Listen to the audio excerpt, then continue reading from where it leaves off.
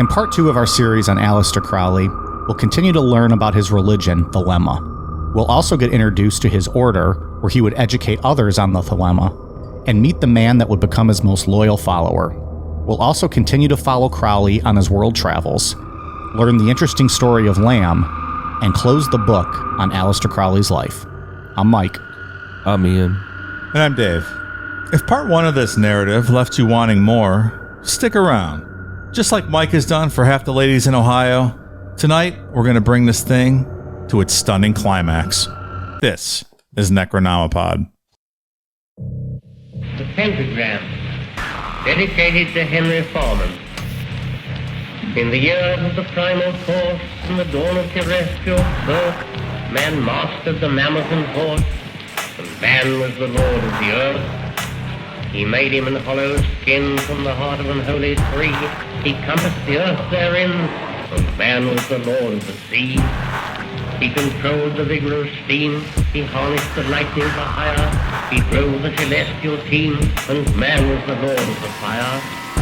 Deep-mouthed from their thrones, deep-seated, the choirs of the eons declare the last of the demons defeated. So for everyone keeping track at home, the spider kill count in Dave's house is now up to 2. You might have an issue here you have to deal with at some point. Bullshit. My fucking exterminators are going to hear about this. Exact same spot as last time, too. Yep. They're attacking me. I'm going to have nightmares now. At least they're in your garage, though, right? Yeah. They haven't infiltrated the home, the interior of the home yet. It's going to be like Creep Show with the cockroach guy, and you're going to find me dead, and cockroach, wolf spiders pouring out of my fucking mouth. It's terrifying. Can we at least do a show on it? Do we have your permission? Oh, yeah, of course. All right. I'm all about the show. Can you imagine the Instagram photo for that? Like, we post like a picture of Dave dead with his mouth and the spiders. Get a ton of likes. The best part was I got to Dave's house first, and we were upstairs, and Ian just like walks in from your garage and goes, "Hey, Mike, there's another spider out here if you want to come get it." I sprung into action and took care of that. You did your duty. Yeah. He is no more. I'll fight them all if they want. We just got to find where they're coming from. We appreciate that because we don't want to do it. There's somewhere. It's the same spot. There's something over there. I don't know. Maybe let the experts handle it. I'll end up fucking burning your house down or something. I don't know, man. Scary. I'll have a situation. The Burbs is on Peacock, so I just watched it the other day. I'll have a situation where I end up getting myself like stuck in your basement and an explosion coming and I got to get the fuck out. Klopex are home. Yeah. Anyways, also update for those of you who are interested, The Burbs is on Peacock, so you can go check that out if you have a subscription to Peacock. If you have the premium subscription, there's only minimal ads, still ads, but minimal. I think 1 minute worth of ads in the whole movie. Not bad. That's not terrible, I guess. 4 little 15-second breaks. That's all right. I'll take that for a 2-hour movie. Yeah. Anyways. 4 days until Curb Your Enthusiasm premiere season 11. Man, that's going to be something. Ian, what are your thoughts? You've binged to catch up, right? Yep. Yeah. All caught up. Watched all. What'd you just say? How many seasons? You say it's 11th? Yeah, 11th is starting next week. Watched all 10. Sunday. Saturday, Sunday, something like that. I think it's Sunday. That's when it usually is. That's going to be great. So anyways, that's what we got going on. I don't know. Halloween's coming up. It's a good holiday.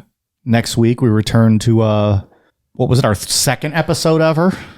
Art Bell? Third episode? No, Betty and Barney Hill, second. Art Bell was third? I believe so. All right. And then Chinese Ghost Marriages was fourth. Yeah. Yeah. That was my favorite opening ever, and it was the 4th show, and I could never repeat that glory. Oh, yeah. It's a good one. If you like, what is it? If you like your women, like you like your garden full of worms and ready to be plowed, stick around. Inspired. Yeah, it's been downhill ever since. You can't match that. It's not possible. Yeah. All right, back to Crowley. So where we left off on part 1, Aleister Crowley had been on his honeymoon with his wife Rose, and they were staying in an apartment in Cairo, Egypt, where Crowley was attempting to evoke Egyptian spirits. An entity named Iwas spoke to Crowley for 3 days, and everything Iwas said would become the book of law. At the time, Crowley didn't know what to do with the information. Iowis had given him, so he put it away and moved on with life. Excuse me, Ian. Before I forget, I was informed by several sources that you indeed made up a word last week. Did I? Interpretate? I don't believe that's a word. I saw people... Ian said interpretate? I must have been sleeping when you said interpretate, but... Yeah, no one caught me on that one. I did not catch that, so I'd just like to acknowledge that. All right, well. You created a new entry in the dictionary last week with interpretate. That's all. You can carry on now. I'm feeling pretty good last week. It took Ian's like, whatever, fuck off. Moving on. Took an extra couple hits last week. I was feeling pretty good. That's why you were interpreting, motherfucker. Interpretate. Like that could be a shirt. Interpretate. Just in the Necronomipod logo. Like the colors and everything. Just interpretate. To explain. So weird. To explain. Let's make some money off our mistakes, right? On July 28th, 1905, Rose gave birth to their daughter Lilith. After this, Crowley went back to his travels, first climbing Kanchenjunga in India, which is the third highest mountain and considered to be the most dangerous to climb. He bounced around India, meeting up with Rose and his daughter in Calcutta, India. Because Crowley participated in some big game hunting while he was in India, he had a gun on him. One evening, two men attempted to mug him, and Crowley shot both of them. He didn't kill either of these guys, but he was forced to leave India. So Crowley, Rose, and Lilith decided to head to southern China. I'm not a big fan of the big game hunting. No. I don't know how you could shoot elephants and big majestic beasts like that. It's one thing I've stood by is never had Jimmy John's. Yeah, you will not eat the Jimmy John. Yeah. The owner is a big, or founder. Is he still an owner? Yeah, I think so. Big game hunter. Yeah. As everyone knows, I like animals. You do like animals. I do. I'll interpretate that as as being excellent. This also means you've never tasted a gargantuan. I don't even know what that is. The morals quickly change when you taste a gargantuan. I do enjoy a gargantuan, and I hate myself for eating it. I know. I'm thinking about dead elephants and sawing off fucking ivory and shit while I'm eating it. It is literally a sandwich of all of their meat. Oh, okay. All of it. And I think there's a few slices of cheese, and then that's about it, right? I don't even think they do lettuce and tomato. Maybe lightly. You can't even tell. Yeah. It's 5 inches of meat. Like me in college. I mean, it sounds this good. is awesome. It sounds good. Oh, it's pretty good. Although they put all that oil. I get the oil. I remove the oil. Or like little oil. Yeah. Yeah. They could put a ton. Too much. I'm going to bring you one day, but wrap it in a Subway wrapper. I brought you this. And then after you love it, it'll be like, ha ha ha! Well, I ripped the mask off like Scooby-Doo, and it's like Jimmy John's. It's like Jared sent this from prison. It's still it's your money going to it, so I just don't want to give him my money. that's true. Oh, all right. Well, So if you want to buy it for me, I'll eat it. you will drink a gallon of water after you eat it because it's so salty. But it's pretty good, tasty. though. I do like Jimmy John's. I feel bad about it, but I like it. I mean, in all reality, probably there's a lot more things in life that I buy that the owner or whoever the company isn't a great person. Hey, but you found something and you're sticking to it. Good for you. I have a few hard and fast companies I will never give money to. I have a couple other ones. Yeah. I have one more that comes to mind. Yeah. We have the same one. Yeah. I should probably add Jimmy John's to my list too, but But you've had the gargantuan. I'm weak. You've had the gargantuan. There's no goddamn food out here, so it's hard to get a good sandwich out here in the fucking suburbs. The other one you guys don't like is coming here too, I will not be putting my money in that place. which tastes even better than Jimmy John's. No. Yeah, hands down. Hands down, it's so damn good. I've only had it once, and I just was like, It depends what you get from there.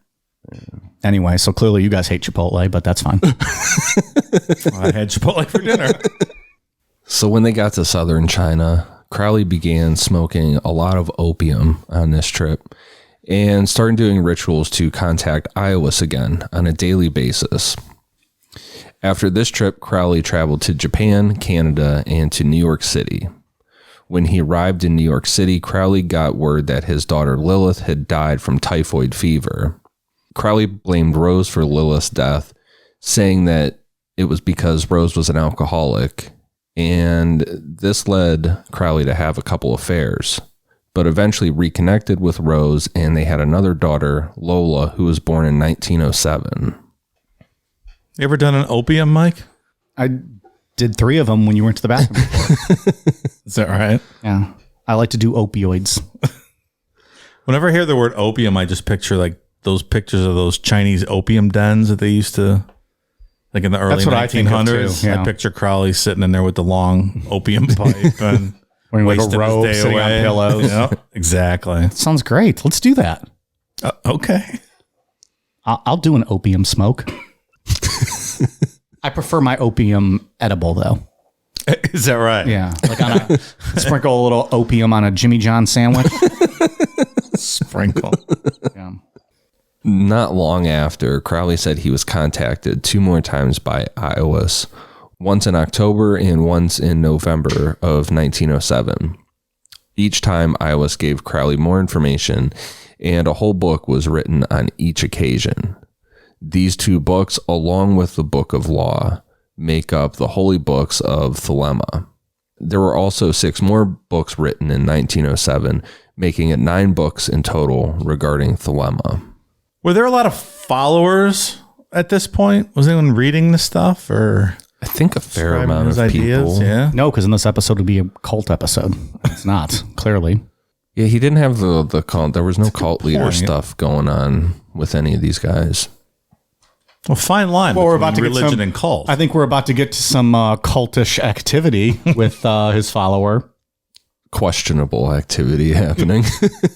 Well, I think a lot of cult activity is questionable activity. Interesting activity. Aside from all those aeons and the 3 beings Iowis told Crowley about, there are 3 things that Crowley said that kind of sums up Thelema. Do what thou wilt shall be the whole of the law, meaning that adherents of Thelema should seek out and follow their true path, find or determine their true will. I love that "do what thou will" quote. That's fantastic. It's one of my Why favorites. don't you get it tattooed then? You know, I've thought about that. I just never got around to it because I'm very lazy. When we get to our 500th episode, that's your tattoo. Okay. All right. That's a great tattoo. On your cheekbone. It's a great cheekbone. Why not my forehead, Mike? I was going to say that, but I feel like that'd be painful. I don't want to put you through that. The second one is love is law, love under will. The nature of law of Thelema is love, but love itself is subsidiary to finding and manifesting one's authentic purpose or mission. And the last one, every man and every woman is a star, implies by metaphor that persons doing their wills are like stars in the universe, occupying a time and position in space, yet distinctly individual and having an independent nature, largely without undue conflict with other stars. I like it a lot.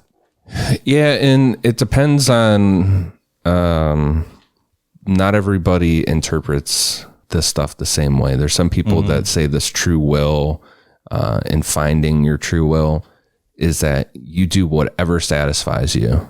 So if it's something real basic, you know, like eating a Big Mac satisfies you, but also if killing someone satisfies you, then you should do that as well. Well, yeah, we part ways there when it comes into conflict with others' true will. You know, Yeah, my it's- true will is to not have you eat me. right. We know. can't have everybody doing their true will. That's right. Like Crowley Sure. initially said. Big Macs, okay. Eating me? No, not okay with that. And we always talk about willing stuff into existence a lot of times. So let's kind of define what Crowley meant by true will. According to Crowley, every person has a true will, different from the ordinary wants and desires of the ego. True will is essentially someone's calling or purpose in life. Some later magicians have taken this to include the goal of attaining self-realization by one's own efforts without the help of God or some other divine being.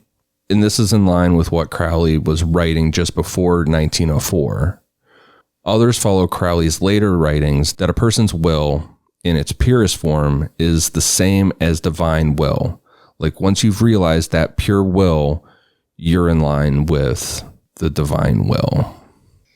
I mean, we could be here all week debating that. Yeah. I got nowhere to be. We'll check back in a year when we've completed our Thelemic study course and see how we feel then, I guess. Crowley believed that in order to discover the true will, one had to free the desires of the subconscious mind from the control of the conscious mind, especially the restrictions on sexual expression, which he associated with the power of divine creation.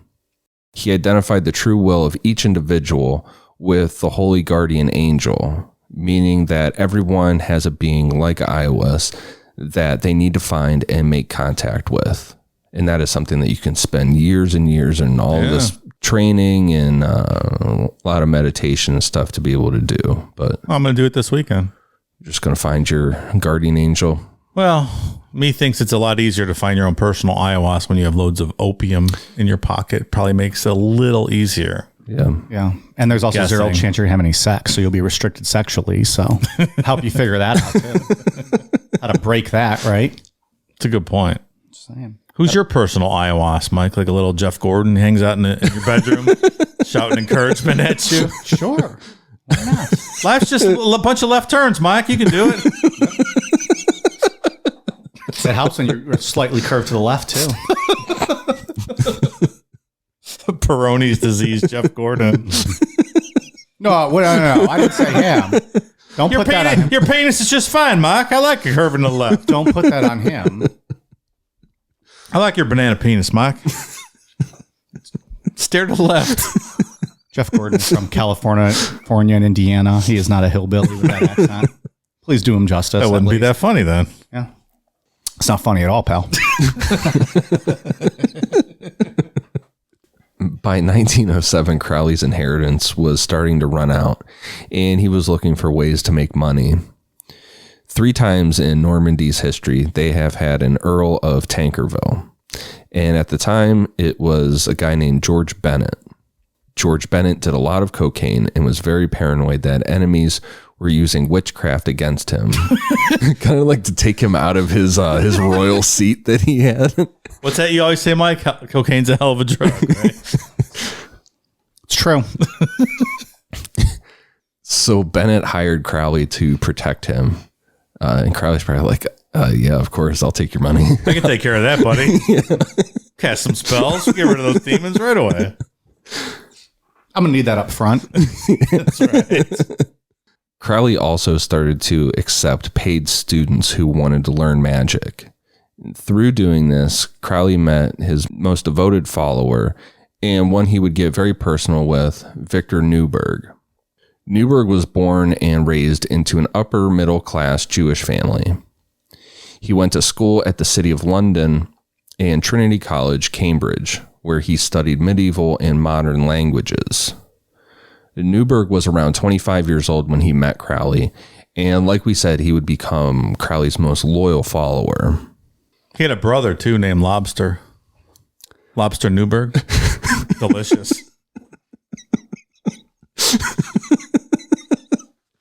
I'll be here all week. He's got a break from his cruise ship gig. Try the veal. Newberg had traveled with Crowley a bit and learned from him, but when Newberg finished schooling at Cambridge in June of 1909, he completely committed himself to Crowley. Crowley told Newberg that he was going to go on a magical retirement, which was a 10-day period of isolation and borderline torture. At the end of those 10 days, Crowley said Newberg would be able to achieve everything Crowley had achieved in the Golden Dawn. So years of stuff within 10 days. Oh, I fast-tracked them. P.S. If this is what retirement is like, count me out. That's not your idea of a leisurely retirement. It's not how I want to spend those days. I want to be drunk by 10 a.m., playing shuffleboard by 11, and getting into fist fights over it by 1 o'clock. Dinner at 3 and bed by 5. That is the life. Sounds pretty fucking great. Yeah. Oh, yeah. Newberg was made to sleep naked on a bed of gorse for a week, which gorse is an evergreen bush. It's really prickly like a pine tree. Then at night, Crowley would whip Newberg with nettles plants, which are these thorny, I don't know, the leaves on it are really thorny, like prickly. Crowley was frustrated that Newberg wasn't making the progress that was expected and whipped Newberg 32 times with gorse, causing some significant bleeding. Newberg wrote in his journal, quote, "Crowley is apparently a homosexual sadist. He performed the ceremony with obvious satisfaction." Oh, it took a turn. Yeah, what do we make of this? Crowley just trying to get his rocks off? I think that's what a lot of this whole story is, personally. Yeah. Damn. It's like magic spells. Like everything's a euphemism for he just wanted to fuck, essentially. Crowley just wants to fuck. Why does it feel he has to mask it? Why can't he just fuck? I don't know. I mean, Maybe that's an end of this show conversation. We'll save it. yeah, a lot of sex magic throughout this whole story. But we talked about that last week. Like that was one of the things he was really into, right? Like just experimenting sexually. I'm not trying to justify. I'm just saying we've already touched on like he is obviously into that. I don't know if you should be, abusing people over it and whipping them bloody. I just feel like a lot of this is made up scenarios in order to take it to the next level. kind of like a fetish. Yeah, that's what I get out of a lot of this. Which is fine as long as the other person's a willing participant. I don't think Newberg completely was. Yeah, it doesn't sound like it. Yeah. He was willing under false pretenses, right? Like he thought he was supposed to be learning magic, so he was like, okay. I think that's a valid point. Yeah, not laying on pricker bushes, getting whipped. Like, Sound fun. Yeah, that's not great. Aside from the physical abuse, Crowley also berated Newberg with racial slurs about Newberg being Jewish, and it's kind of like pushing Newberg to a complete breaking point. According to Newberg and Crowley, this push to the breaking point, mixed with yoga and meditation, was successful. Newberg told of very vivid out-of-body experiences, like in the astral planes, and left the 10-day experience finding a state of being, quote, center. Well, all's well that ends well, I guess. Maybe it was helpful. Fixed him. No pain, no Made him gain. better. Am I right, Newberg? Suck it up, Newberg. Quit your pitching. All of this took place in Scotland at Crowley's mansion, and afterwards, Crowley and Newberg traveled to London. By this time, Crowley had started proceedings to get divorced from Rose. He cited his own infidelity, like basically said, hey, I've cheated on you multiple times, so. And Rose's alcoholism. And the divorce started to wind down in the fall of 1909. This had been a long process, and Crowley wanted to get out of London ASAP. So he decided on North Africa, and he was going to bring Newberg with him. Crowley later said he chose North Africa at random and that there was no magical reasoning behind it. When they got there, Crowley ignored recommendations to have a guide and just blew off the fact that the desert could be dangerous to someone who had never been there before. Like a pasty skin fucking guy from the UK, maybe? Yeah. So Maybe he had a goal to bang someone on every continent. Maybe he did. Just going back to the sex thing. Maybe he's just like, oh, I randomly picked this one. There are so many sexual partners that are, recorded throughout history to have, been involved with him, like within his diaries and stuff. We would sit here for a whole episode going through his sexual partners. Be like me reading a Patreon list and Right. new patrons. Jesus Christ. Yep. Hour and a half. yeah, Good problem to have. I don't mean to sound like it's a bad problem. Still. I think he was in Algeria specifically. We talk about North Africa from what I was reading. Which North Africa is at the top of my travel list. I want to go to Morocco. I once hung out with some Algerians in a bar in Paris. Is that right? It's a true story. Yeah. It's fun conversations. A lot of Algerians in France. So he wasn't afraid of not surviving. He was more concerned about not fitting in with locals. North Africa had a large Muslim population, and Crowley thought Newberg looked too out of place, kind of like a stupid tourist, and it would hurt Crowley's credibility when speaking with locals. Can I tell you, when I travel, I hate looking like a tourist. It's embarrassing. It's completely embarrassing, so I try to not look like a tourist the best I can. I fail every time. You know what's even more humiliating is like when you like I just talked about when I was, you go to Paris and you're talking to Algerians and Parisians and they're all speaking English for you. And you're like, fuck. Yeah. We can't. Every other country knows multiple languages, and then us dumb, Americans, we speak American only. That's right. There's no excuse for us not speaking multiple languages. We're dopes. That's the excuse. So it's like, okay, I will accommodate you in my own country, dipshit. Let me speak to you in English so that you can understand. I speak pig Latin. Does that count? Yeah. Well, maybe. You should try it. Try it. Go into a bar and go to Madrid and speak pig Latin. See what you get. Punched in your fucking face, probably. But yeah, you're right. So it's obnoxious. So I try to blend in, but I never do. I'm like a fucking tourist. I hate it. Look at this guy. He thinks he's blending in with us. Look at him. Look at this asshole. He's probably from like Ohio or something. It might be the Cleveland shirt you're wearing. You dumb fuck. The Buckeyes hat. So to blend in better, Crowley shaved Newberg's head, left 2 spots of hair at the temples, and twisted them into horns. Crowley... How did that go over with the locals? Crowley later said that he transformed Newberg into, quote, a demon that I had tamed and trained to serve me as a familiar spirit. This greatly enhanced my eminence. I picture him like fucking with like the New Jersey Devil, where he's like poking him with a stick to get him all pissed off. He's like, it's the demon. See, he's all mad. That's fucking wild, man. Right. As the two of them made their way through the desert, Crowley decided to go back to the Enochian magic that we talked about in part 1. Crowley and Newberg started evoking Enochian spirits with sex magic, as in Newberg having sex with Crowley. Yeah, let's invoke this Enochian. I'm going to enter you with my Enochian cock and evoke some spirits. It's great. Yeah, and this was... Why do you think Crowley was doing the entering?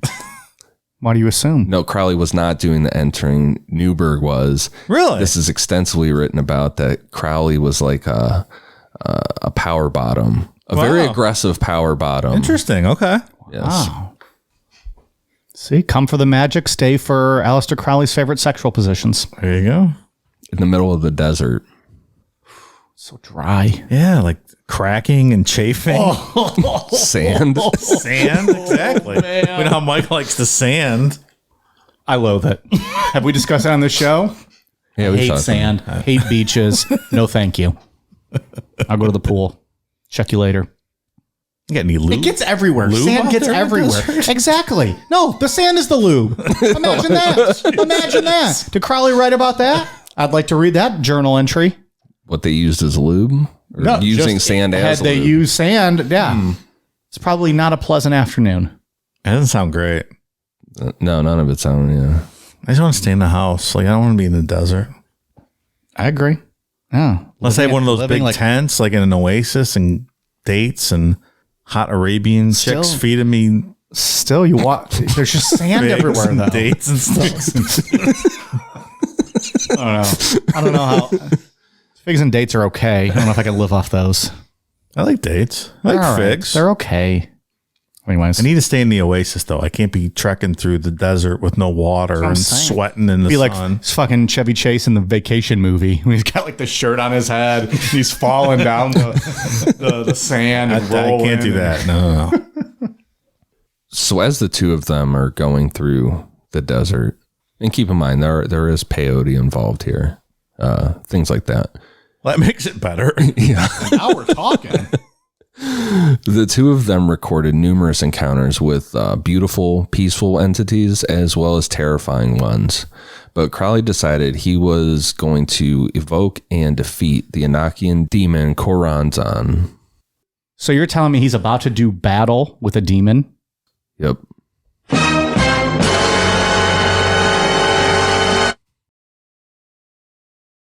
On December 6th, 1909, Crowley and Newberg went far out into the desert until they found an area that they were happy with to perform the ritual. They drew a big circle in the sand, and then they drew a triangle across from the circle. The circle was meant to provide Crowley and Newberg protection, like they couldn't be harmed if they were inside the circle. The triangle was what Choronzon would manifest in, and he wouldn't be able to leave the triangle as long as it wasn't broken. Crowley knew that this ritual required a blood sacrifice, so he captured 3 pigeons beforehand and brought them out to the desert. All 3 were killed, and their blood was poured at each point of the triangle.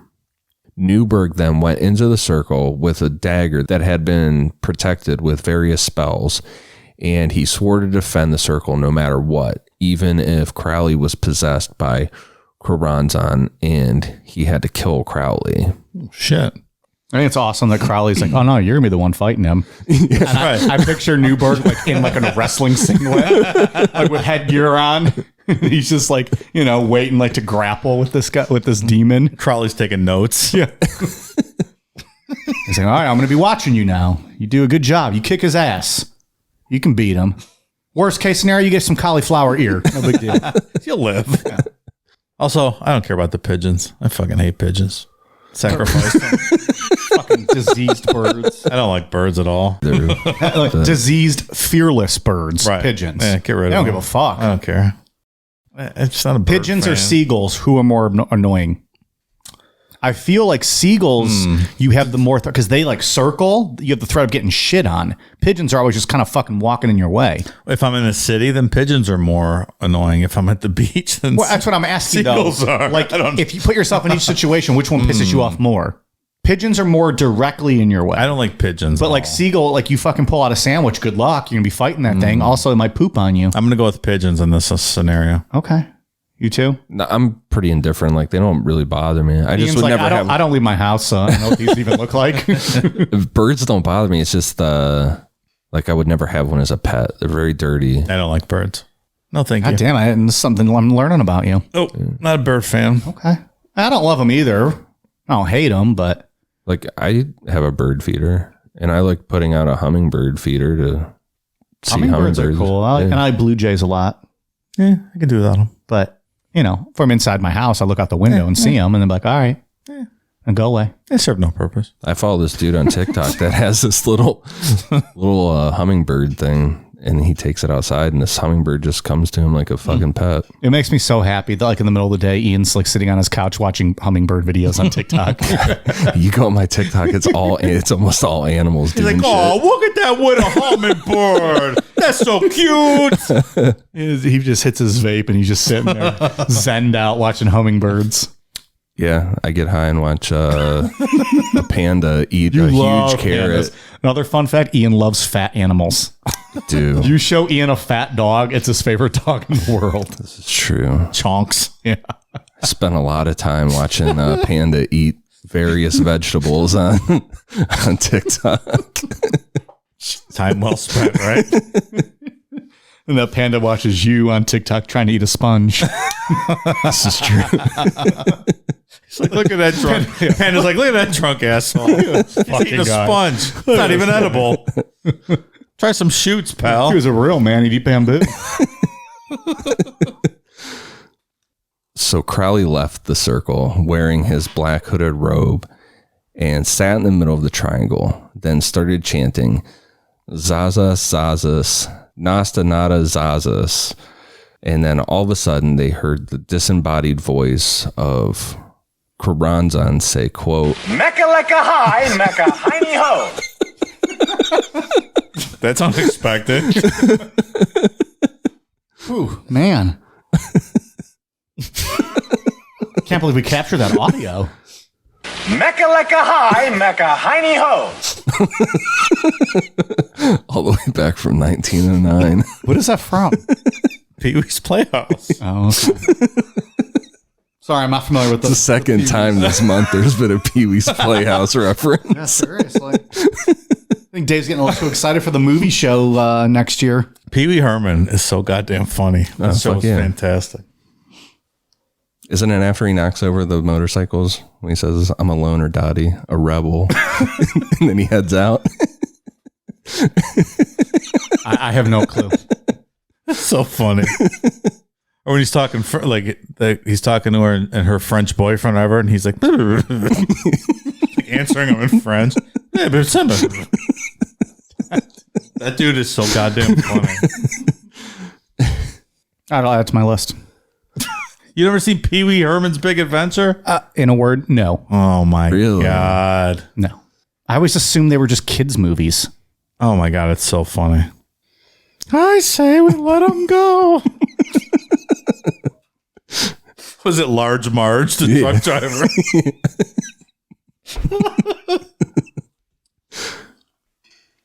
Did they make a bunch of those, or is it just one movie? There's 2 movies, and then Pee-wee's Playhouse. Which is a show? Yeah, it was a show. Like Lawrence Fishburne was on there, and I watched that when I was a kid. Okay. Real young. It's very vague memories.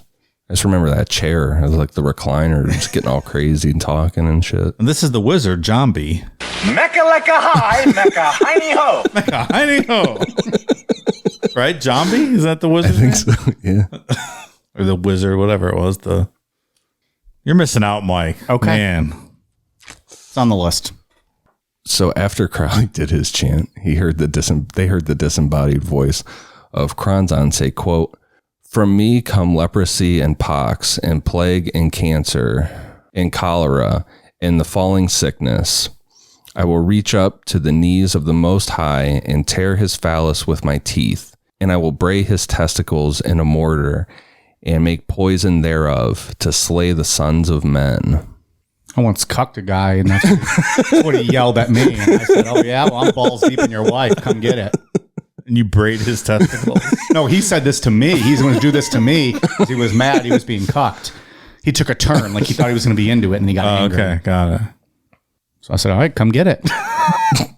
Got to dig 12 inches deep to find it, though, pal. Yeah, good luck. Your wife's currently in heat, so good luck getting close to her. Heat. Needless to say, I lost a testicle that night. Hijinks ensued. Testicles were lost. Classic story. You only need one. Yeah.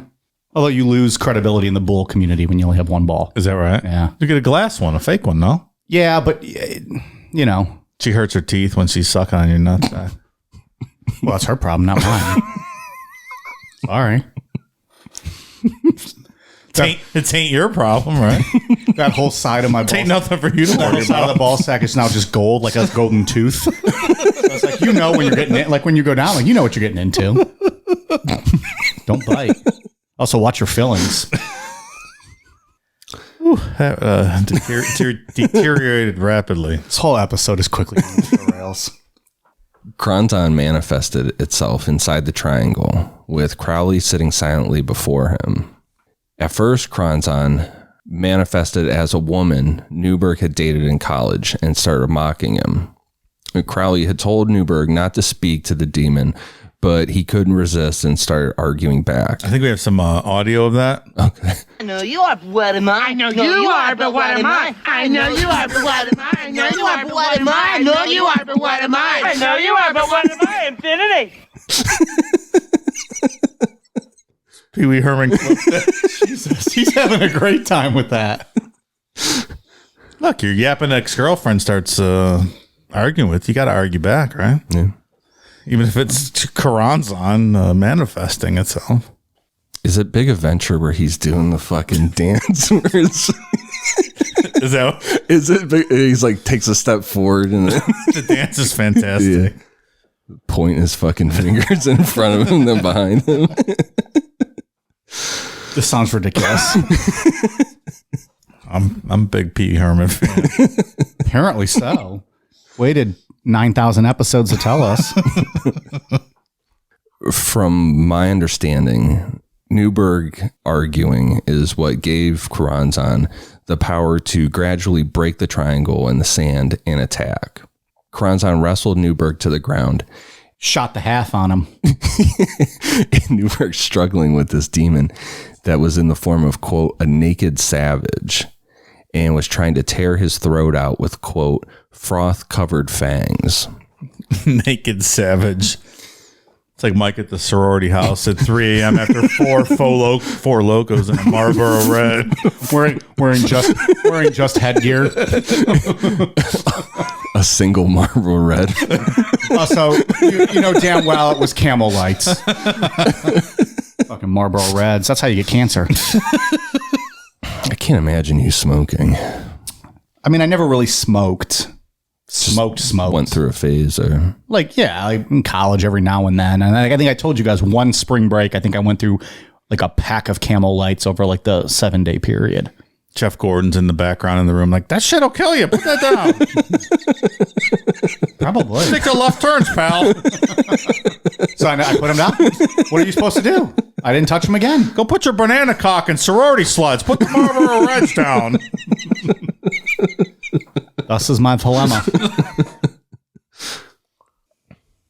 Camel Lights, though, for the record.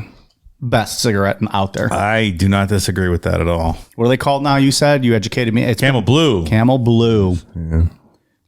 Camel Blue wants to sponsor the show. We'll take back up smoking. That I cannot do. Dave, you crave it more than any of us. Pack of Camel Blue sitting right there. You're gonna get drunk. You're gonna look at them. No, I cannot do that. He says it would be very. Yeah, I'm still going strong. Yeah, that's good. true. You don't need any right now. All the anti-vape listeners are very pleased, I'm sure. Yep, good stuff. All right, so if they send us a pack, carton of Camel Blues, Dave and I'll take them. You don't have to worry about it. We don't need to tempt you. Good deal. With that. So Newberg's getting attacked, and he started calling out names of various gods, and using the dagger, he was able to push Kronzon back into the triangle. Kronzon started shape-shifting into various forms and arguing with Newberg, who had stuck to what Crowley told him to do. Don't argue with the demon. Kronzon began to fade, and Crowley wrote Babylon within the triangle, signaling that they had defeated Kronzon. So Kronzon is like a wife, just looking for a fight. As long as you don't bicker back, it's going to go away. Right? God damn. Am I wrong? I mean, that's one analogy I guess you could make, Mike. Sure. Crowley considered this moment to be one of his most significant magical accomplishments. Like, this is all wrapped up in defeat. Fucking Newberg is out here fighting this thing. Crowley's like, that is a great success for me. Fucking Newberg's coming over with his mouthpiece, his headgear half ripped off. Was getting attacked by a naked savage. Anyways, go ahead, Dave. Sorry. No, it's like this is an important thing where he felt like he had to beat this Kronzon in order to advance up the whatever, however you want to phrase it, like the magical hierarchy, or to gain more strength as a wizard or an occultist or a magician, whatever. Right? Yeah. Like it's an important milestone for him. I don't remember if we touched on this last week. This is a legit question. Was he still like part of the Golden Dawn with all of this? Like, is that where you're trying to like earn your stripes to like be higher up in that, or not so much? Like he's kind of away from that now. He's away from that. That's After just like him as like a personal. It's in his own thing now. Yeah. Okay, that's right. Did we close that out last week? Didn't we? Wasn't there like court issues? Right? Didn't they go to court over that? Yeah, him and the guy that initiated him got on bad terms, and they started doing magic, like casting spirits on each other. That's from right. Various places. I believe they covered that. Harry Potter 4. I think they covered that. I don't know. Kronzon doesn't seem nice. No, I don't want to fight Kronzon in a desert with no lube. That sounds horrible. You don't want to fight a naked savage with no lube? Just trying to eat your throat. Not so much. like from what if the winner got a pack of Camel Lights and you were jonesing? Might be worth the fight then. like, let's say that this is all drug fueled from the peyote and things like that, and the smoking opium. Mm-hmm. I don't feel like it would take much of those things for Newberg, from his point of view, to be completely tripped out by this whole situation, drawing circles and triangles and chanting. Newberg's a young man, probably hasn't had the vast experience with psychotic drugs that Crowley has. So that makes sense. Yeah. Crowley's like, look, there's a demon. He's like, oh yeah, look at that. Even if I smoked double from my vape, if I took double the hits, I would be kind of freaked out by all this. I'd be like, wait, what's happening? Yeah, right. Oh yeah, Quran's on. Leave me alone. Quran's on. This stuff's cool, but I think that's what a lot of this is, a drug haze kind of thing. Take some where I'm leaning. Do a peyote and see who you're fighting. Yeah, sure. You're going to be fighting spiders all over your house, Dave. No, I don't need that. I don't need hallucinogenics. Crowley and Newberg returned to London in 1910, and Crowley found that he was being sued for publishing Golden Dawn secrets in his book, The Equinox. There you go, Mike. Asked and answered. But the court ruled in favor of Crowley. This court case was widely reported on, and Crowley ate up the attention. The media was labeling him as a Satanist and as someone who was in favor of human sacrifice, which he was neither. We talked about last week. He was not a Satanist, but he just rolled with it. He's like, talking about me. Well, one of the biggest reason was that it was the publicity was bringing in people to Crowley's magic order so he could teach people. Because he needed money still. Right. That inheritance was running out.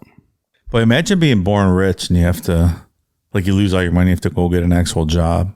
That would literally be the worst thing. Awful. That would be the worst thing. I'd rather bust my ass the first 50 years and then get to the good stuff. Then good reverse, like live the good life. Can you imagine? And then having to go work when you're older because you ran out of money. Oh, that's awful. I don't like that thought. That's why we're working for the big times, right? That's right. In 1912, Crowley published The Book of Lies. As with all of this stuff, it's very confusing without having an extensive knowledge of other Thelemic books. Sorry, it was already published a long time ago. It's called The Bible. Ouch. This book does contain the Mass of the Phoenix ritual that has some controversy around it. So with this ritual, first, it's where the cake of light is used, which was that biscuit we talked about in part 1 that's made with menstrual blood or a mixture of semen and vaginal fluid. Second, you have to make a cut on your chest to draw blood. People defending the ritual say that you just have to make a scratch deep enough to get a single drop of blood. But based on everything that I've read and the stuff we just talked about with Newberg and whipping him and stuff, I would assume Crowley meant you needed to cut yourself pretty good. Along those lines, did any listeners make or bake any cum cake or period pie this week? If you did, please mail a sample to Mike Nomipod. He's going to be doing a taste test, and he'd like to see what you came up with. Throw that right away. He's pretty hungry, so send a big sample. If I want your semen or if I want your blood, I'll come get it myself. Thank you. In the Book of Lies, Crowley kind of piggybacked some of the ideas from another magical order called Ordo Templi Orientis, ran by a guy named Theodore Roos. Roos was pissed, but Crowley convinced him that it was all just a coincidence, which resulted in the two of them becoming friends. Scusi. Crowley even managed to get himself into the OTO to the degree that he was making money off their yearly membership fees and rewrote some of their rituals, mixing in a little bit of Thelema.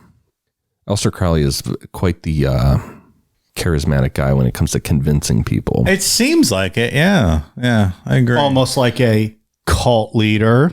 He could have gone. He seems like he could have gone that route, but he didn't. He probably would have been better off, both financially. That's true. Yeah, if you'd have went that route. I mean, really, he only had Newberg. Fuck, Newberg had no money. Goddamn. All he was good for was fighting ghost demons and getting whipped. Look, he convinced Newberg to go to Algeria with him and fuck him in the desert, in the sand and fight demons. So, I mean, we're going on a very important mission. Someplace very hot, someplace very dry. pretty, and there you will penetrate me. Are you in? Oh, I'm in. Sorry, go. I'd say he's very persuasive, apparently. That was my audition for the role of Aleister. Your pauses were throwing me there. I kept talking. Dramatic effect. I apologize. I was making up as I go. That wasn't like pre-planned, clearly. In 1914, Crowley and Newberg moved to an apartment in Paris where they performed a 6-week ritual called the Paris Working Ritual. I couldn't find any specific stories about what was all in this, besides that it included a lot of sex magic to invoke the gods of Mercury and Jupiter. Yeah, he just wanted to fuck. It's called Let's Go to Paris and Fuck. Well, who wouldn't want to do that, right? Of course. I mean, if that's all this is, if you just want to fuck, doesn't it make it a lot more exciting to do it to summon as a ritual? Sure, it does. Absolutely. Like this all sounds. Does it? Is that what people like? Yes. I mean, I think that'd be fucking cool. I mean, I hear him calling out God all the time, but I didn't know it was like a ritual thing. It was a joke, guys. It was a joke. The idea of doing some peyote and banging to invoke some gods, gods of Mercury and Jupiter sounds pretty fun. The gods manifest themselves a lot easier if you're smoking opium or doing peyote, for sure. Exactly. All right, count me in. Sign me up for the next peyote gangbang. After this was over, Newberg started to distance himself from Crowley. Crowley got upset by this and cursed Newberg with a spell linked to Pan, a god resembling a goat that started in ancient Greek mythology, but eventually made its way through history to Christianity, with historians making the argument that the horned and goat-like appearance of Satan comes from Pan. I was going to put in like a little more on Pan, but then I was like, this is Pan's his own episode. Yeah, exactly. Yeah. Well, and Christianity stole all that stuff from pagans and everywhere else, so none of that stuff's original. Watch it, pal. Well, it's true. All their holidays and mythology and all that stuff was stolen. It's true. Read up all about it, Mike. Nah, I'll take your word for it. I listen to Bible Babble. I'm informed. Like Christmas, for example. Oh, here we go.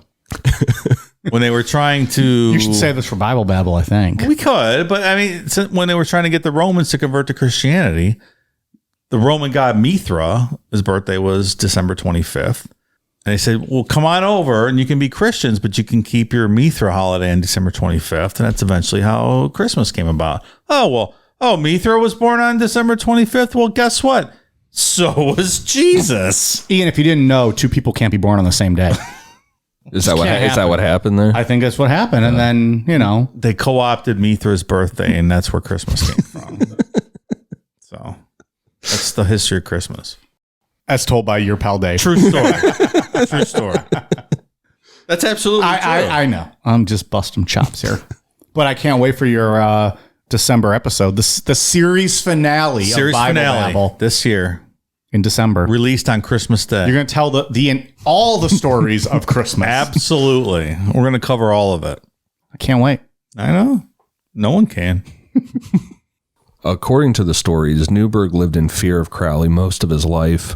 And there was an instance that someone, probably being an asshole, told Newberg that he looked like a goat. To which Newberg said, quote, I don't look like Tom Brady. I was one. A goat was my curse. Damn. Yeah, well. At this point in 1914, Crowley was pretty much living a month-to-month existence. He had run out of his inheritance and was surviving off of memberships to his order and his cut of OTO memberships. In May, Crowley sold his mansion in Scotland, and then in July went mountain climbing in the Swiss Alps. While he was mountain climbing, World War I broke out, and by October 1914, he was sailing to New York City. Once he got to New York, Crowley lived in a hotel and wrote for Vanity Fair, doing astrology pieces. He also kept doing sex magic rituals through masturbation, female sex workers, and male clients of a Turkish bathhouse. I don't know. The guy seems to be having the time of his life. Except for the living now month to month. I mean, except for the monetary aspect, but he's still traveling and doing traveling all over stuff. the world and just fucking, which seems to be what he wants to do. Right? I don't disagree. Yeah. He's having a good time. So can I insert a little story here? Sure. So we're talking about his place in Scotland. It's the Bullskin House. Jimmy Page from Led Zeppelin bought that house in 1970. Was this the house that he had on Loch Ness? Yeah. Okay. Yeah. So I was looking into this a little bit, and there's an interesting story. So Jimmy Page bought it in 1970. He hired this guy named Malcolm Dent to run the house for him because, Jimmy Page is on tour with Zeppelin doing whatever. Dent says he experienced the most terrifying night of his life at Bullskin. He awoke one night to hear what sounded like a wild animal snorting and banging outside his bedroom door. It went on for some time and was not until morning that Dent dared open the door. There was nothing there. He added, quote, "Whatever was there was pure evil." Another friend who stayed at Bullskin awoke one night claiming that she had been attacked by, quote, "some kind of devil." Other occurrences such as chairs switching places, doors slamming open and closed for no reason, and carpets and rugs rolling up inexplicably failed to deter Dent from staying. So, some weird shit going on at that place. We're going to talk about it later. And we said it last week. I think the truth is somewhere in the middle here. I think, there's drugs. There's a whole bunch of fucking. And I think it was half that is the motivation. Motivation is half that, half actually doing magic and trying to will things. Jimmy Page saw the house? Eventually, yeah. It burned down a couple of years ago. There's a whole interesting story to it. But, I mean, that was, 25 years after Crowley died. Like, what's going on at that place? Or are people just manifesting what they want to see there? I don't know, but I thought it was interesting. Very interesting. Some residual stuff. Yeah. Hanging behind. Exactly. Jimmy Page was in all that shit. He owned, I think a bunch of artifacts that Crowley used to have and stuff. Like, he was a big Crowley guy. Jimmy Page, yeah. Big occult guy. Perhaps a show on him one day. Perhaps. Around this time, Crowley claimed to be Irish and a supporter of Irish independence from Great Britain. And Crowley began to show support for Germany in their war against Britain. He became involved in New York's pro-German movement, and in January 1915, a German spy hired him as a writer for his propagandist paper, The Fatherland, which was dedicated to keeping the U.S. neutral in this conflict. In later years, Crowley was seen as a traitor to Britain for this, but in reality, Crowley was a double agent working for the British intelligence services to infiltrate and undermine Germany's operation in New York. This is a whole bonus episode in and of itself, but the real intention was for Crowley to make the German lobby seem ridiculous in the eyes of the American public. It has been argued that he encouraged the German Navy to destroy a UK ship, telling them that it would make sure the US stayed out of the war, while in reality hoping it would bring the US into the war on Britain's side. This guy just gets more and more interesting. That's unbelievable. That's Aleister Crowley is responsible for the sinking of the Lusitania. I think that's what we've just confirmed, right? I think that's what we're suggesting.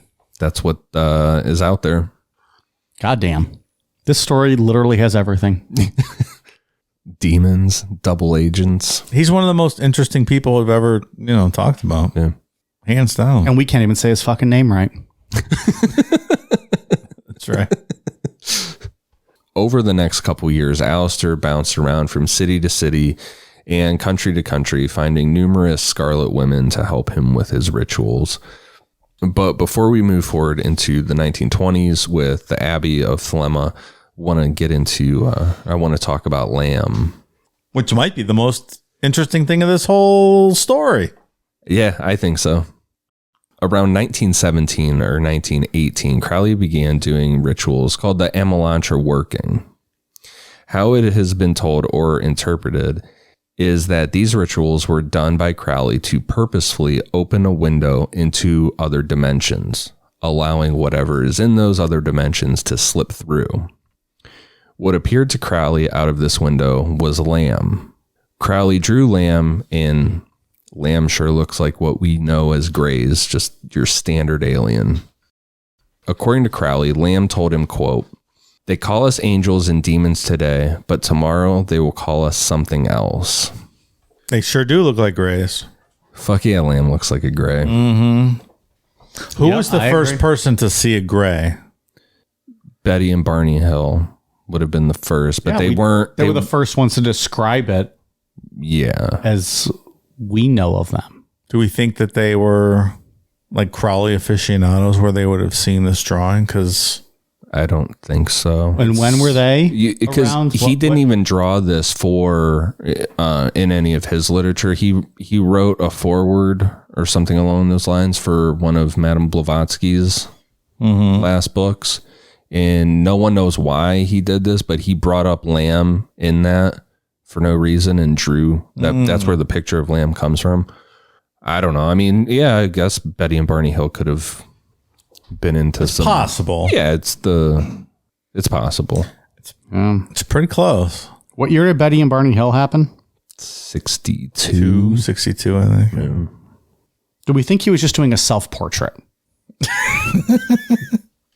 It could be possible too that he was on. You know, Homie had a big sure. forehead. If that's what he looked like in the mirror when he was doing peyote, sure. Still very interesting. If you take it just at face value, Yeah. what he said he was doing, what came out, what Lamb said, would lead you to believe an alien from another dimension. What we know as a gray is he talked to one.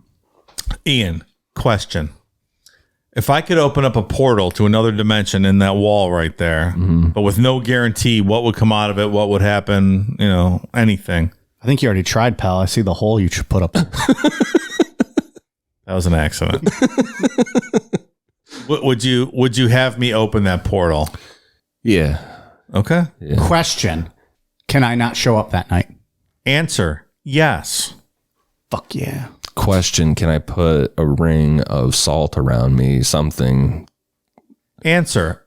Of course. You know what you could do? As you enter that portal, eat a gargantuan. It's so much salt. You're fine. You're fine.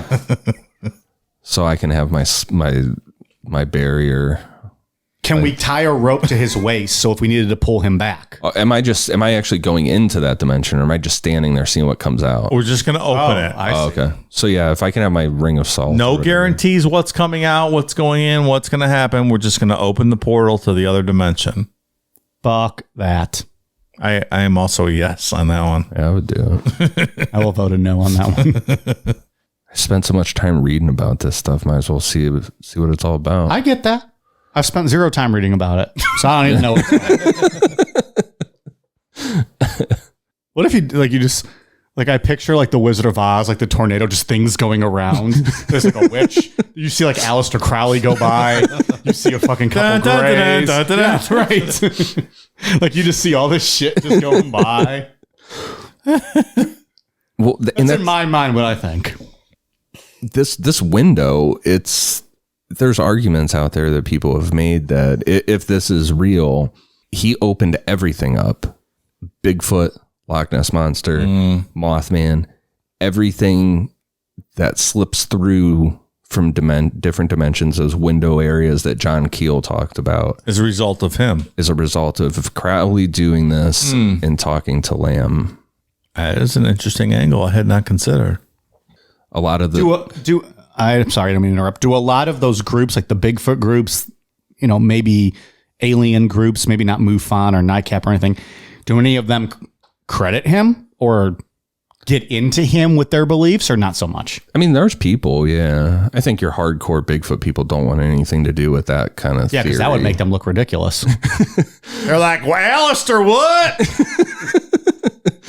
Even really hardcore alien people don't. Some of them don't want to talk about that kind of stuff. That it's interdimensional or that something occult like could. It's not really their definition of what an alien is, right? Yeah, or a UFO is. This is what I lean towards. This kind of stuff.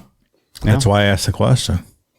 I think the ancient alien stuff is a lot of that's pretty silly. And I think it actually takes away credit from civilizations and stuff when you just say that aliens did it. But I think there is probably a case to be made for angels and demons, some things, accounts of things coming out of the sky. There might be a case, made with that kind of stuff. Are you aware Tom Hanks was in a movie called Angels and Demons? No. Is that like the Da Vinci Code stuff? It's the second Da Vinci Code. Oh, okay. Quite ridiculous. I don't really know what those movies are about. The Tom Hanks Dungeons and Dragons movie is more believable than the Angels and Demons movie. I have not seen the Dungeons and Dragons one. That's where we've discussed. Yeah, the D&D scare in the mid '80s. I lost my mind. I'm trapped. My son's trapped in a D&D world. Don't play Dungeons and Dragons. What was would you say the Da Vinci Code? Yeah, that was. I liked Angels and Demons. That one was pretty good. Don't religious people not like the Da Vinci Code? I don't think they like any of them. Doesn't it like go against the Bible or something? Or no? I don't know. I don't really know what they're about. I don't remember. The Da Vinci Code taught like there was like some kind of affair, like Jesus had descendants, right? Like wasn't that what it was? Like Jesus and Mary Magdalene, they had descendants. They had descendants. It's apostasy, right? Nobody wants to hear that. No, right? I don't like that. Dave, that should be your favorite movie then. It's just a little silly. It's Bible erotica. So that was, and that one's okay. I liked Angels and Demons. I thought it was entertaining. The end. It's also like 3 hours long. It's very long. Did you read the book? Of course not. Okay. No, I did not. I did not either. No. I don't believe that. You also did not read the Harry Potter books, right? Just the movies. I did not. I tried a couple times. I'm just too lazy. It's too much. I know. Your F, Marry, Kill of movies and no, it was just get rid of one, right? And you got rid of books over music and movies. You destroyed literature. I'm just too lazy. I would rather watch it now. I'm sorry. I wish R.L. Stein walked in here right now and smacked you across the face. But that's why I think the Book of Enoch is so interesting in this too, because the Book of Enoch brings up the angel-human hybrids and the Nephilim and things like that. Yeah, super cool stuff. There's a lot of what do they call them, like the apocryphal Bible books that never made it into the actual Bible. Maybe they told a whole different story that the powers that be didn't like. What if Jesus was an alien? What if he was? That'd be super cool. Fuck, it'd be cool. Shaking his head. Like he was lizard Jesus or something from... like he's a reptilian. Reptilian Jesus. That's even better.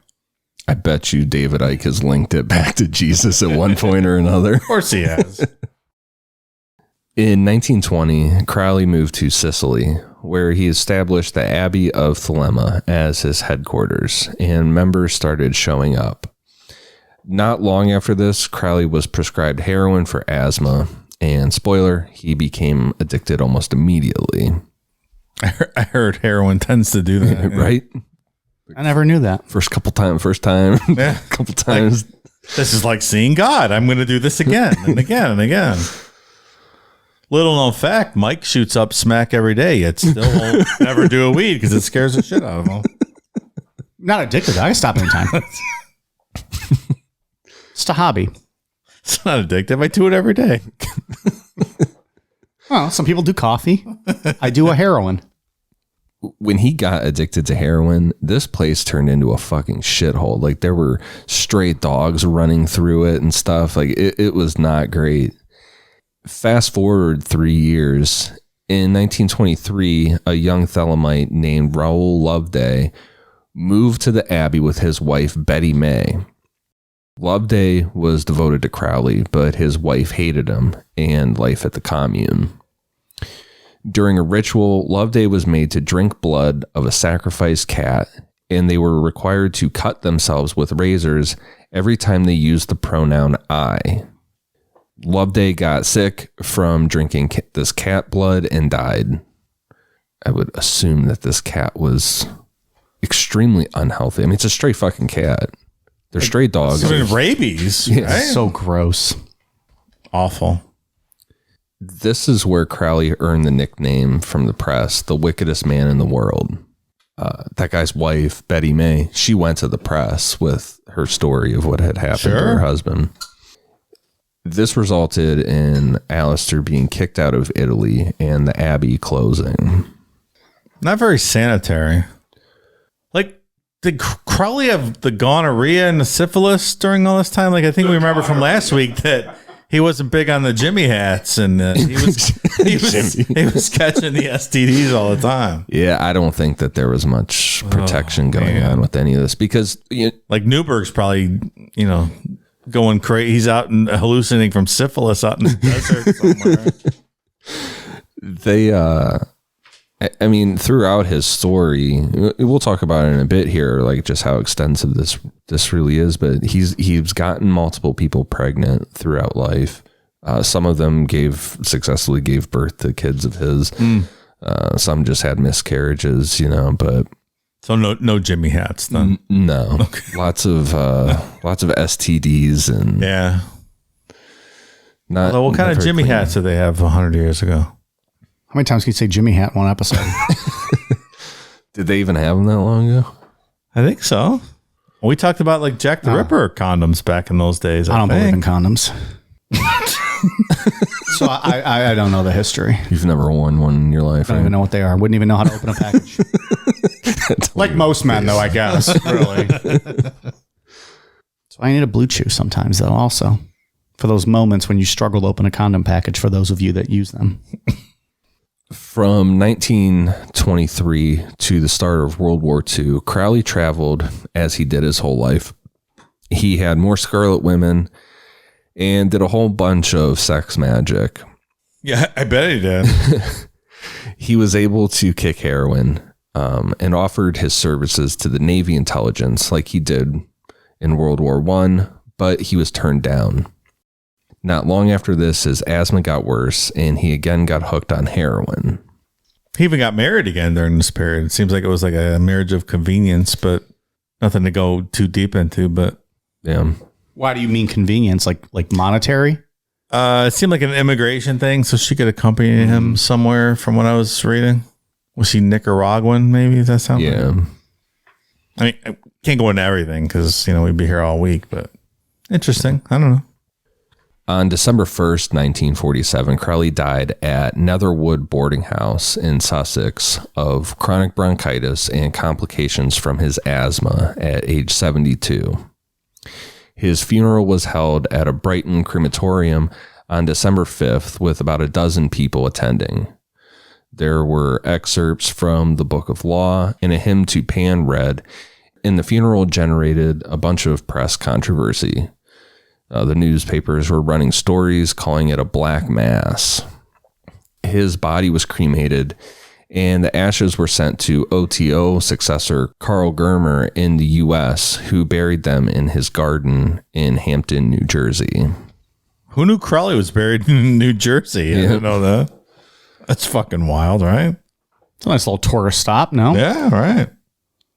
And like that is a whole sub thing of information you could talk about is Carl Germer becoming the successor to the OTO, and there's a guy behind Carl Germer that if something happened to him, then this this other guy would get it. All in all, Crowley wrote a little over 100 writings, which were considered things that should be taught to members of his order. He wrote over 50 books on magic and Thelema and 19 poetry books. This two-part series is literally just scratching the surface of Thelema and Aleister Crowley's version of magic. You could dedicate a solid chunk of your life to trying to understand this and master it. And oh, yeah, for sure. There were parts of his life that you start to go down, and it just leads to more and more of a rabbit hole. You could do it. You could go down it forever. He's one of the most interesting people we've ever talked about, in my opinion. And just the amount of people that he came in contact in his life that are like these stepping stones of how you get through the story. There's hundreds of names of different people that are part of this story. One question I do have, where did he do a lot of photo shoots? Like, where do we get all the cool pictures of him and all his different garb and like the one in the Golden Dawn hat? Like, there's such cool pictures of this dude. I think that has to do with having that $7 million. Just photo shoots whenever he wanted. His own personal photographer. Being able to take pictures like that whenever. Because they are really cool. Yeah, there's some awesome pictures of him. Mm-hmm. Some not so great because one's, I believe, just a tiger skin or something he's wearing. Yeah. Where you can make out the tiger's head. Like, I don't love that. But Damn. I don't think I've seen that one. it's not great. The big game hunting for him in India, it wasn't like just a one and done. Like it was a long trip of that. It was a different time. I mean, big game hunting was a thing. I guess it's still a thing, but maybe more frowned upon. I don't know. So that's Aleister Crowley. Very interesting. I agree. Very. I mean, you could spend a lifetime, like you said, studying the sky. And yeah, my brain was just all over the place reading about this stuff. I think it was last night. I'm like, I'm going to take a shower and just kind of not think about this for a minute, trying to read a lot of this stuff and then just put it into a condensed podcast form that makes sense even to me to read. Because the first one, I mean, I don't think we broke kayfabe on it, but we redid the first episode. I rewrote the outline because as I was reading it, I'm like, this is mind numbing. didn't come out exactly how it should have. Right. So, yeah. Needed redone. So Dave, you made mention of maybe just a guy who wanted to have a lot of sex. Final thoughts on Aleister Crowley? I think that was probably the guiding, the guiding principle behind all of this. Maybe. I don't know. It's hard to get into motives here. Like all the magic stuff's really cool. Do you think he believed in all that? I don't know. I think he wanted to believe, but I think a lot of it was drug fueled fucking, like I said before. I don't know. Like, was Lobster Newberg actually wrestling with a demon out in the Algerian desert? I don't know. That's a tough sell. Well, for I don't me. think Lobster was, but his brother was. Mr. Newberg was he? Yeah. Lobster was at home with the chorizo, the sausage demon. Now we're talking. I don't know. See, that's the problem that I have with trying to figure out like how much of this do I believe, how much I don't think that these guys were just running around in the desert just pretending to do stuff, or I don't think they were lying about it either to make up, to get money or anything. Because Newberg just I fucked agree. off to whatever he was doing the rest of his life. Like I want to believe, but how much of it was hallucinations and whatever else? I don't know. Like if it was hallucinations, could you imagine being like just an onlooker of this? Crowley sitting in a triangle. Newberg's wrestling by himself with a fucking magical dagger. Like it's crazy. Yeah. Like, look, I want to believe, so you show me proof, but the lamb thing is the most interesting part. I agree. Of the Crowley thing, because it really, anybody look it up, LAM. It looks like a fucking gray to me. Exactly. So I don't know. I'm torn. I was a big fan of Aleister Crowley. I think the truth is somewhere in the middle, and I think that there's usually is. I think there's something to that will, in your intentions. And this is just like scratching the surface of one type of magic. There's chaos magic. There's folk magic. There's ceremonial magic. This is just Aleister Crowley's brand, and it involved a lot of fucking. Which, is super fun. I'm not against. Yeah. I'm all for it. Do What Thou Will. I fucking love. It's one of my favorite things. So big fan. So it's a thumbs up for Aleister Crowley. I am a thumbs up for Aleister Crowley. It's a thumbs up for the guy. Yeah, I mean, he had there's some problematic things with him. There's some his confessions book has some very questionable racial slurs in them. Really? I guess maybe some of that's the time period. I don't know, but I think a lot of that's probably the time period. So yeah, not condoning that obviously, but the underlying message, I guess, to do what thou will, and depends on how far you want to take that. Sure, there's some people that think that should be taken just all the way. Yeah, again, I don't think you should eat me if you want to, but you know, as long as you don't invade my space, whatever you want to do is fine with me. All right, we got some patron shout outs. Thank you very much to new patrons Amy Tyvan, Tori Nelson, Brittany Thompson, Andrea Hadlock, Gerard Davies, Christy Petrillo Silo, Priscilla Rodriguez, Angela Koch, Robert Ojeda, Dave Fulton, Rainia Ash, The Real Casey Anthony, Selena, Teresa Kearney, Tara Harrison, Stacy Elms, Bree Jakowski, Emmanuel Strickland, Jana Wilkins, Mallory Rubo, Lauren Raplogo, Elliot, Stephanie DePiso, Will Bryant, Rexley9, Alyssa, Chris Hickman, Cheyenne Bennett, Dylan Ellis, Erica Kelly, Chelsea Van Dyke, and Cyril Lafeve. Thank you all very much. We are at patreon.com/Necronomipod. Ian, what do you got? For iTunes, I have one for Carrie Barra and Finna1313. Thank you guys for the awesome reviews. Dave, you got anything? I would just like to say that since the real Casey Anthony's a patron now, this is Larry. Give me a call. I'm still trying to see your beaver. I'm down in hell, so you gotta call me down there. The offer still stands. $1 million to show your beaver. God damn, pal. A listener emailed us about this. Did you see it? Oh.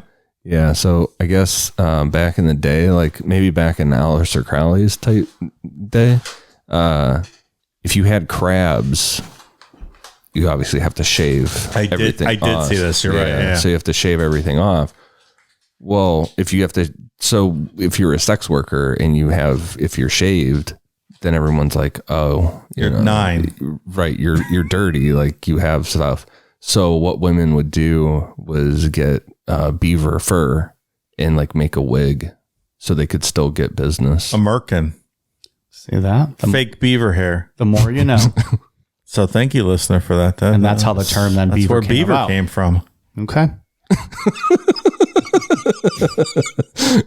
I just think it's a sexy word, beaver. I just say beaver. Oh, boy.